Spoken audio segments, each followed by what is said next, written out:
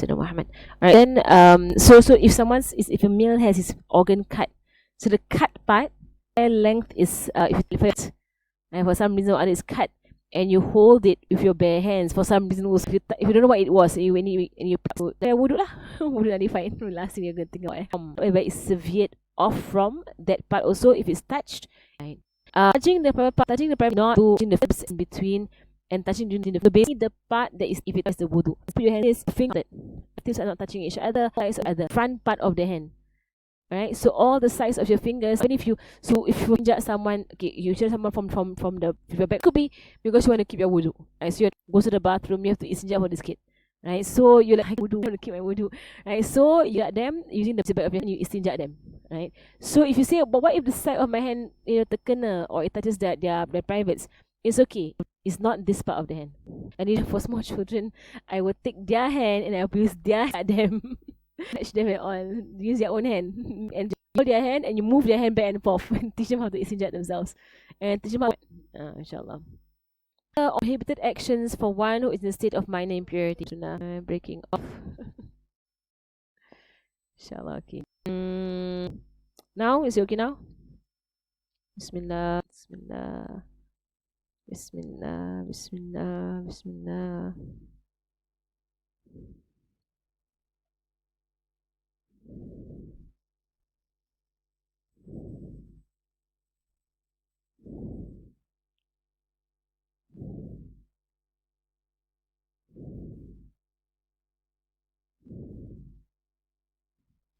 Bismillahirrahmanirrahim. So chapter on the prohibited actions for the one who is in a state of minor impurity.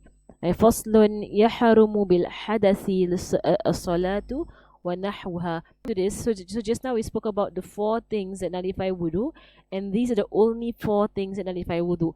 Nothing beyond these 4 things nullify wudu. Tamam. Right, so whether you touch najis or you are bleeding or whatever, that I get these kind of questions all the time. They don't nullify wudu. They don't. It's not one of the 4. Right? It has to be one of the 4 strictly. Right, so even if you were to touch someone's urine or someone's feces or I don't know, I haven't had a question of someone asking me before if they were to dig their ears and then all the stuff on the ears comes out. Does it nullify your wudu?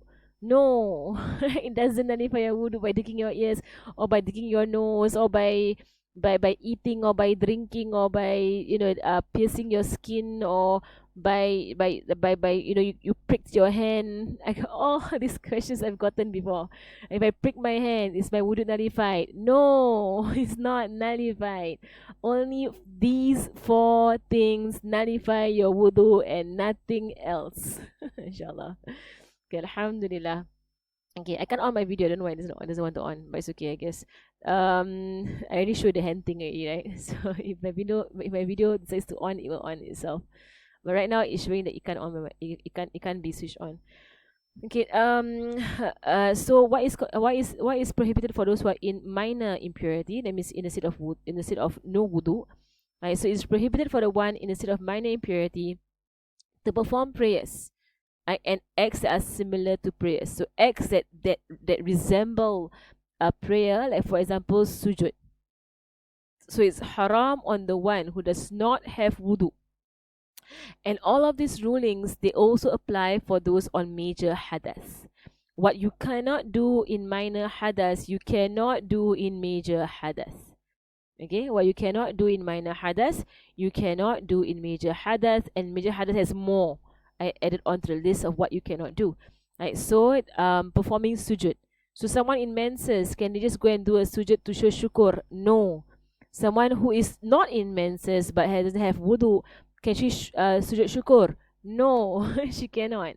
Right, she has to. Any part of the prayer must have the conditions of the prayer, which is face the qibla, be in tahara, cover the awrat. Right, all of these are the conditions of prayer. So if someone is overwhelmed with shukr, right, by something that happened and so happy, and they want to sujud, go and take your wudu, go and cover your aurat, go and find the qiblat, and then sujud. But you say, by then I'm not so happy anymore. Are you really syukur ke tak? Are you syukur in the first place? If taking wudu and facing the qiblat and covering your aurat will cause your syukur to go away. It doesn't make sense, kan? Right? And to honor the sujud. Don't sujud if your aurat all exposed. You know, subhanallah. And sometimes like when you see all this, like they say the soccer players when they score a goal and they sujud. Like, I hope they all have wudu, and I hope they all know where is the qiblat, right, to sujud. But of course, there is a different mazhab that says you can sujud anyhow you want to sujud. Right, so probably assume that they're all from a different mazhab, all not Shafi'i, they're all Maliki or something. Now, okay, to tawaf, right, the Kaaba, because the Kaaba is in the masjid. Right, the one is for on menses. Without wudu, you can enter masjid, of course. Right, but to tawaf the Kaaba, you need to have wudu. Right, so in our mazhab, you must have wudu. I mean, in all the mazhabs, you must have wudu when you tawaf the Kaaba, because Kaaba is equal to salat. Right, Rasulullah sallallahu alaihi wasallam said that salat and so the tawaf is equals to salat, except that for tawaf you are allowed to speak. And so, if you speak, then let it be zikr. Right? Tawaf is at the same level as salat. Right? What is the same level? Meaning, you must have wudu, you must have your aurat covered. Right? But it's just that for tawaf, you're allowed to speak. And so, say only what is good. Right? Okay, so then comes the question that, which is why when we go for Hajj and Umrah, they tend to taqalid. They will take a different mazhab to do the tawaf, right? Because of the difficulty of keeping wudu when you're at the tawaf, at the mataf, at the place of doing tawaf. For women specifically, I think it's very easy to keep wudu. For men with their ihram, they're more difficult. Because for men, a lot of skin exposed. Right, so a Hanafi could walk past a man and just langgar the person, just bump the person and everything, and then all the Shafi'i men all have their wudu batal or doing tawaf. Because when I was doing tawaf with my husband, right, so for me easy, like I can keep my hands under my jilbab, right, and I have socks on. The only skin that's exposed for me will be my face, which in fact for the face also, if you are not in ihram, you can wear the niqab. If you are in ihram, then for me I wear a cap. I wear a cap on my head and I bend my head down. Right, so very, very unlikely someone touches your skin for a woman. If you really juggle, like you keep. But I saw my husband, every now and then somebody walk past him, step on his foot. Every now and then somebody walk past him, langgar his shoulder. Every now and then. So for a man, he was like, so impossible to keep wudu as a Shafi'i for tawaf. For a man. And because they step on your foot, they hit your shin, and these are the because there is another mazhab that says that's not nullify wudu, which is the Hanafi mazhab. So the women who walk around who are Hanafi, they just anyhow hit people, and then all the Shafi wudu all batal, right? So which is why and when I was saying this with Hababa Maryam, she was saying, "What's so hard about keeping your wudu?" And then I was thinking, yeah, what's so hard about keeping your wudu? Then I realized for the men, yeah, very hard. For the men, it is very hard, right, to keep their wudu. For the women, we don't actually have to taqalid.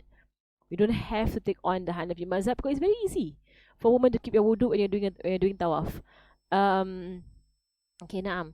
And then to carry the mushaf, right? Carry a mushaf that is pure, right? So for example, okay, this is my mushaf, and I got no camera. okay, I was about to show you all. Okay, so never mind lah. Right, so a mushaf that is pure, right? So basically, it is all Quran inside. I want to mention this, that there is an opinion that says that the mushaf that has translation only, that means has an Arabic and then has a Malay or an English translation of the Arabic, is counted as a mushaf. Right, so there is an opinion. I'm just going to expose you all to that opinion lah, right? That because you hold on to that in Tarim. Right, and also I know in Singapore also I've heard some of the Kiais that here who actually mention it. That if you have a mushaf you have a mushaf that is dedicated as a mushaf. So it's dedicated as a mushaf, it just has translation by the side. but it's primarily a mushaf. So even though you say, but there's more Malay words than Arabic words, the Malay words are an explanation, or the Malay words are a translation of the Arabic words. Habib Mashur says the whole thing is mushaf. The whole thing, mushaf cannot touch it without wudu. Cannot touch it without wudu. Of course, there's the other opinion that says can lah. Right, so you can take that one if you really don't know what else to hold. Right, you need to hold something. The one whereby they say that if half the book is not Quran, and so the Quran occupies less than half the book, right? That is like, for example, books of fiqh, books of tafsir, books of hadith, the kind of thing, whereby but the main bulk of the book is the words of the writer. The writer who writes the explanation of the Quran, especially for tafsir books. Like the writer is explaining the Quran. So all of the words that's in the book is not Quran words but the writer's words. As opposed to a translation, which is a translation. It's a translation of the Quran. So Allahu Alam, is informing you all in case you hear of this opinion, that this opinion is there, it exists in the Shafi'i mazhab, yes. Right? But for us in Singapore, they've taken a lot of the Maliki mazhab with regards to the Quran. Right? So in the Shafi'i mazhab, if you're on your menses, you should not be reciting the Quran except if it's your own wirid, your own norm to do so. Your daily recitation to read Surah Yasin or Surah Kafi or Surah Muluk or Surah Waqi'ah. But to hold the Quran and to recite it, right, in the Shafi'i mazhab, strictly prohibited for the one on menses. In the Maliki mazhab, allowed. Right, so if you do hear of Asatiza saying to you, especially Quran teachers, because that is what a lot of them hold on to. They hold on to the Maliki opinion about the Quran. Singapore has come to a point whereby it's really it's getting more and more fluid, the changing within mazhabs. It used to be very strictly Shafi'i, but nowadays it is getting very macam interchangeable within mazhabs. Allahu alam lah, Allahu alam. Like for me personally, I will hold on to the Shafi'i until you really have to take another mazhab. But I would highly not recommend for anyone. In fact, highly discourage anyone from going from mazhab to mazhab, jumping here and there. Don't do that. Right? Stay within your mazhab is better for you because there is ilmu there. You have knowledge there. Jumping within mazhabs, you have no knowledge of another mazhab. Right? And learn your mazhab well. Right? So for me personally, that's what I hold on to lah. But if you do hear of Asatiza saying that you can read the Quran when you're on your menses because you are learning, it is you're learning or to recite. And so if they say that, they're taking the Maliki opinion, right? Taking the Maliki opinion. Okay. Carrying the mushaf on the phone. So when there's Quran on the phone, if it's a full page Quran, then the whole phone counts as a mushaf.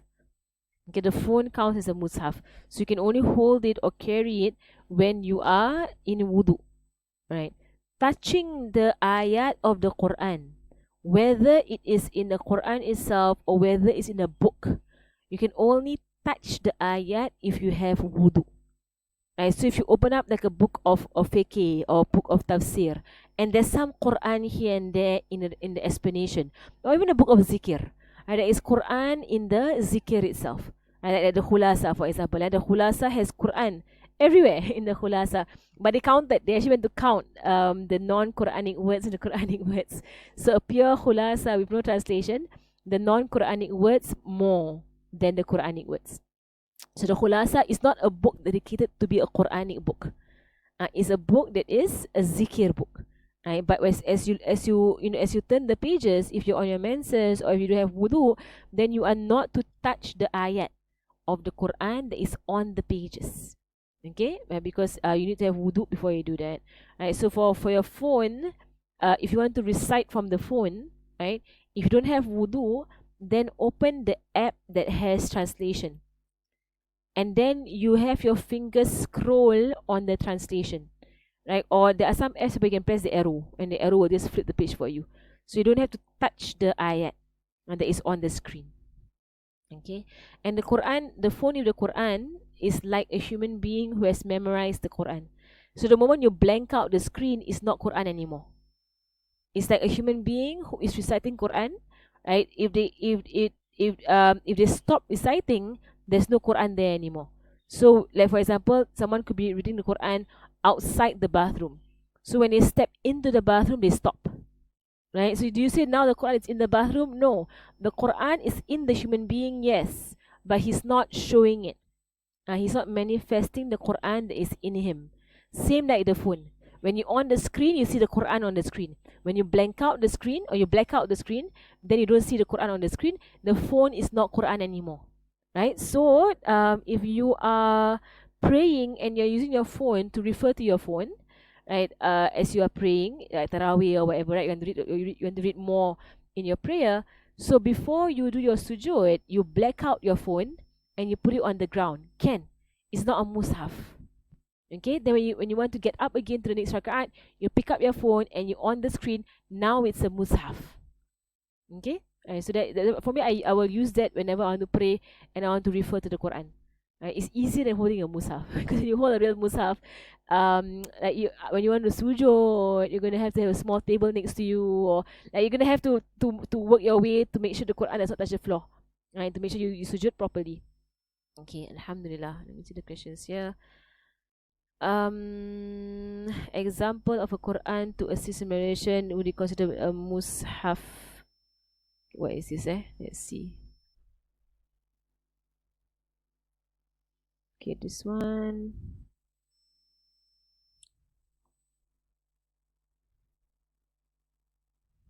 Okay, Qurans. Where did it go? Qurans that are on your computer, they're all as long as you don't touch the screen of the computer. Okay. So if you're holding a keyboard or if you're holding a mouse, perfectly fine. How to open?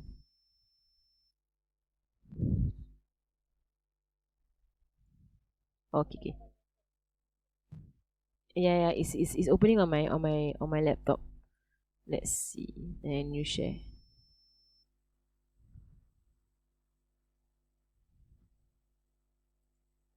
This one, is it? Okay, example of it. There are some opinion that when you hold the Quran, when it comes to learning only, it is all Maliki. So all Maliki. Right, to hold a mushaf it is for learning. It's all Maliki mazhab. The Shafi'i opinion is very strict. Shafi'i cannot touch anything at all. You cannot touch mushaf, cannot touch ayat, you cannot read unless it's a wirid. So Shafi'i, mashallah. The Shafi'i opinion. Okay, for this one is a full mushaf. It's a full mushaf, right? Why? Because the bulk of it is mushaf. See, so it's not number of words anymore, but the bulk of it. And in fact, the scholars will say that, like for example, like this part is the side parts, right? The motivation, and then the apa ni, something else here. Are you all seeing what I'm saying? Yeah, I hope you're seeing what I'm saying. Okay. Yeah lah. So all side, it's like side notes to the main mushaf. They are side notes to the main mushaf, so they are considered as mushaf. But of course, if you're using your phone, you have to be in wudu, right, to use this mushaf. For me personally, I like doing my Quran on computer. I like doing my murajat. If I'm on my menses, I just basically on my mushaf here on my computer, and then I just revise it. I revise my Quran in my head. So basically, Allah alam lah. But for me personally, I feel that there is no need to taqlid to any mazhab, because you have a computer. Now we're in a we're in technology. A computer, you on a full mushaf on the computer, so you don't touch the screen. You're perfectly fine. You can touch the keyboard, you can touch the mouse, right? And then like personally, I also feel that if you're on your menses and you're learning to read the Quran, right? You can read with your eyes, not your tongue. You can look through it with your eyes, not your tongue. Then hear the Qari recite, right, to see if you did it correctly. Then when you're out of your menses, go to a teacher and recite the same page. to see if you did it well. That is very effective. I know of people who have done that and they've learned to read the Quran within a month. From zero to now Quran. Every day, they will go to the Quran with a Qari online. They will learn from the Qari how it's read. So then it's kind of like incidental learning, whereby you learn in that way. Then when you go to the teacher, they can read fluently. And it's not memory, it's really in following, copying a Qari who is reciting. Naam. Okay, Alhamdulillah. So usually for myself, if I'm on my menses for revising the Quran, I use my eyes, and I type out the words. Like for those of you who are memorizing, let me show you my I will type it out. So that I know if I have memorized the correct words in the Quran. MashaAllah. Okay, let's continue with our class. But Allahumma salli ala Sayyidina Muhammad. Here. Okay. So like if you do it like this, let me show you all. Okay, if you do it like this is how I do my. I just type it out. Surah Baqarah. So then I would. Here I can say mistake here, right? And then you go down, mistake here, and that kind of thing. Right? It's much. I don't know. I find it jump. There's no need to taqlid. No need to taqlid to another mazhab, because it's all you can just type it out, onto a document, and you can monitor your hafiz even better in doing it that way. Okay. Now. And any part of the Quran as well. So its paper, its edges, its skin cover, the outer cover, the holder, the container where the mushaf is in, right? To touch and carry any of the Quran for the purpose of learning, even if it's on a piece of cloth, right? So you cannot touch. So I'm just going to remember mashu waraqihi, to touch the paper of the Quran. So you see, the Quran has its borders, right? You say, what if I touch the border and not the ayat? Cannot. If it's Quran, you cannot even touch the border of it, right? Nor the edges. So you see, I'm touching the edge of the paper of the Quran. Cannot do that. If you want to flip the Quran, use a pen or use a siwak or something to flip it with a tool, right? The skin cover, if the Quran is in it, all right, the skin cover, if the Quran is inside the skin cover, the outer cover, like a box, like the box or a holder or a container, all with the condition the Quran is in it. So they say, what about a bag? And that comes later on. What about a bag? Is it permissible to carry a bag that has a Quran in it? That the bag becomes the container for the Quran, right? The scholars say on different opinions. First opinion is that there's only one part, but there's a different opinion. The rest of it is not a different opinion. The first thing is that if you are carrying a bag that has a Quran in it and your intention is only because you want to carry the Quran, then you must have wudu.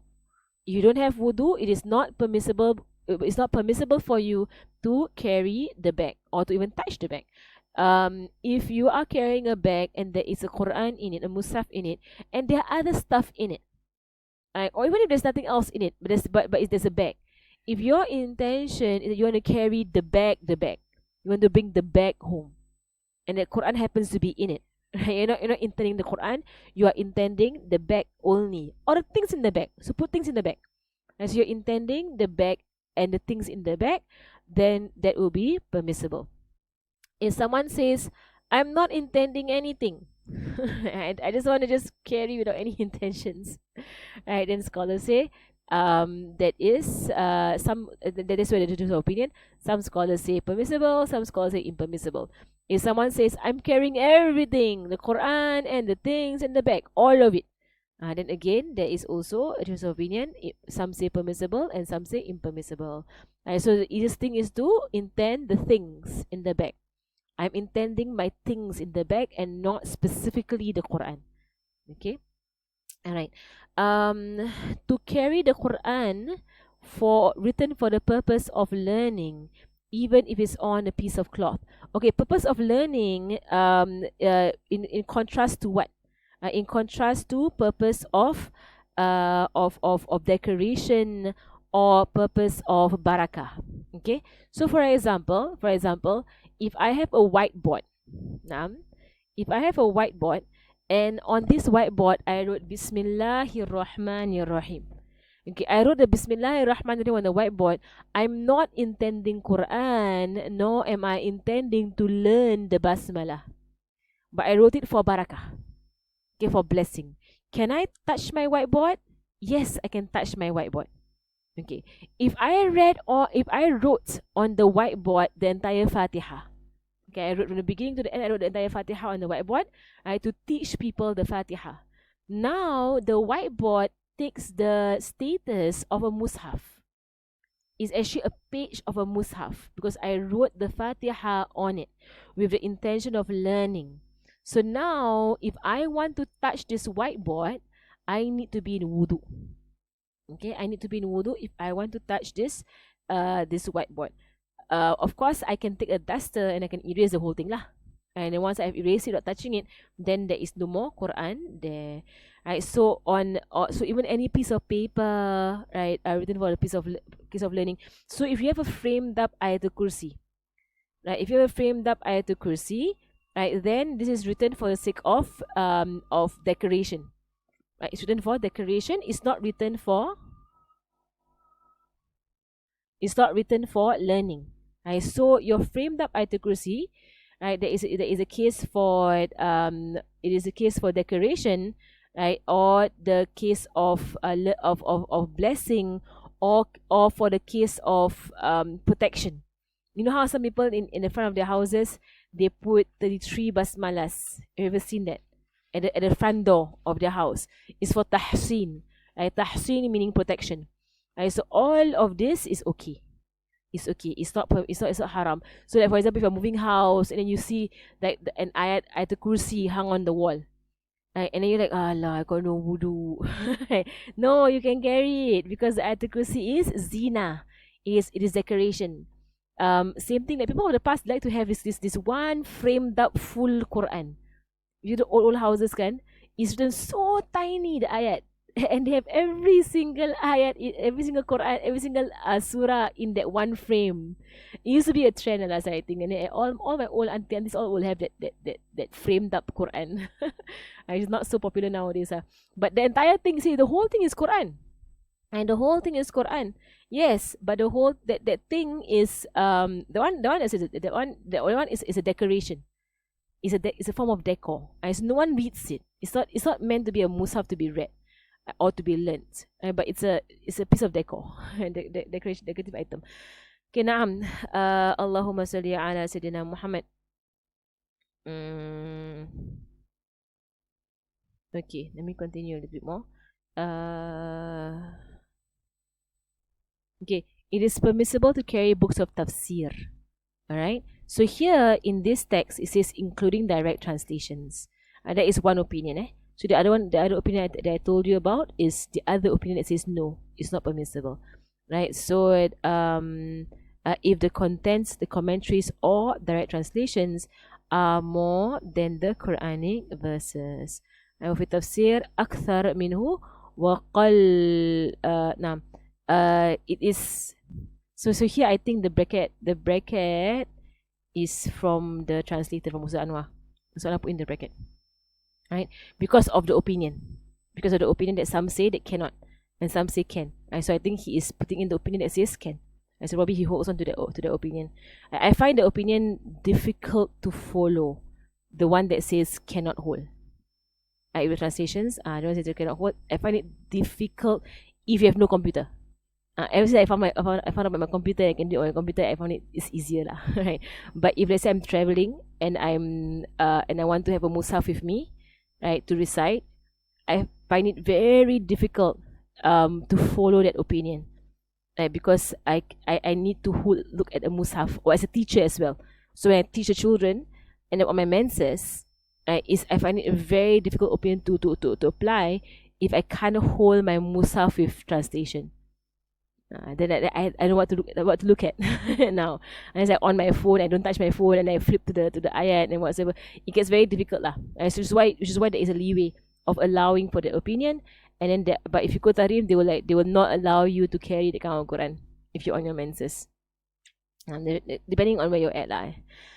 Okay, you can flip the pages of the mushaf with a stick, right? It is permissible. And as for a child who has reached tamyiz, right, he can touch the Quran. It is not prohibited to carry and touch the Quran for learning purposes, and ensure that he has wudu. Right, so teach the child of who is mumayyiz to take his wudu before he touches the Quran, which is why it is not permissible for a parent to give a mushaf to a child below the age of tamyiz. Right, why? It's not permissible first and foremost because the child cannot take wudu. Because the child is not mumayyiz, right? One of the conditions of wudu is tamyiz. The child is not mumayyiz, he can't take wudu. That's the first thing. Secondly is that the child, being a child, might disrespect the mushaf, right? So, and there's no need also for parents to do that. Right? Wait for your child to grow older, right? And then give them the mushaf. But meanwhile, you can play the Quran being recited for them to memorize. And I also wonder, why do parents give smaller children a mushaf? They can't read. Right? I mean, they open to do what? They're just gonna look at the pages, right? They can't read. Right? So let them hear the Quran. That makes more sense, right? And then when they're able to read past the age of 5, because tamyiz can happen as young as 5 or 6 or 7 or 8 or 9, any of these ages.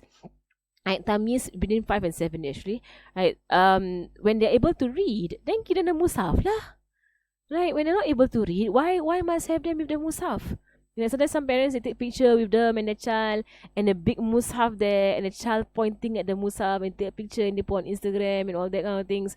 Like the child is 2 years old or 1 year old. There is the excitement of doing so, yes, but fikir fikir first. I don't have to do any of that.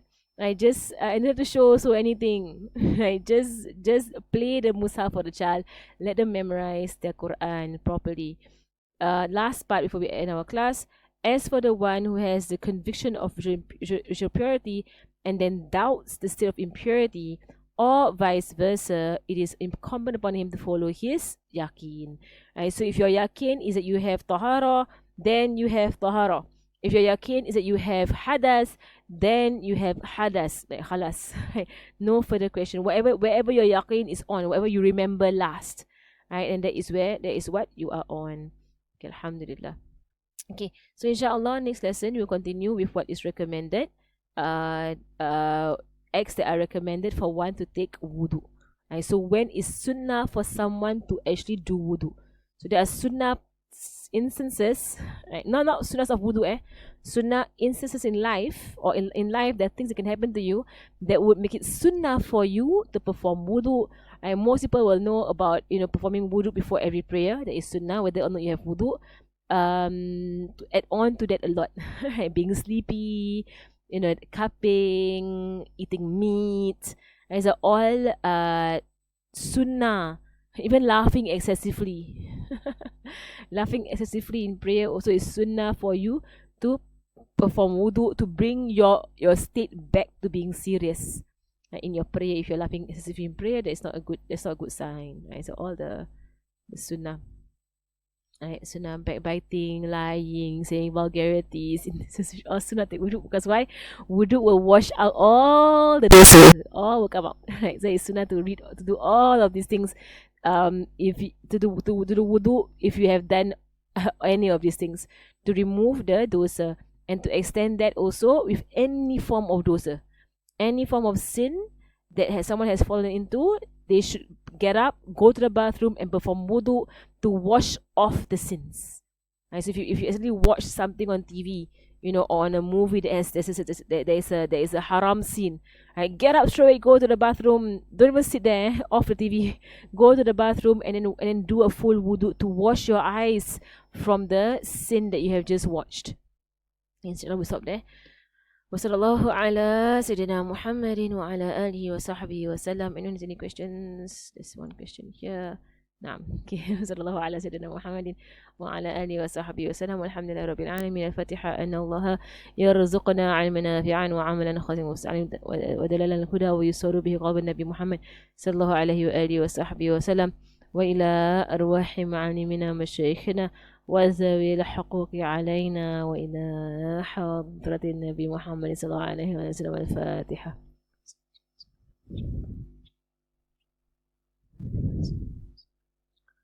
بسم الله الرحمن الرحيم. والعصر.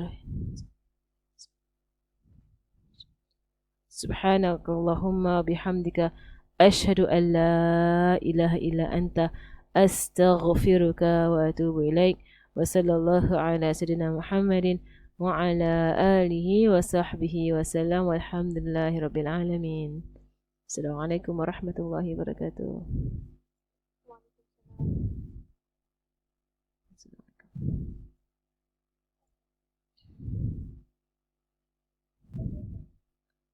Yes, I can hear you. Any question?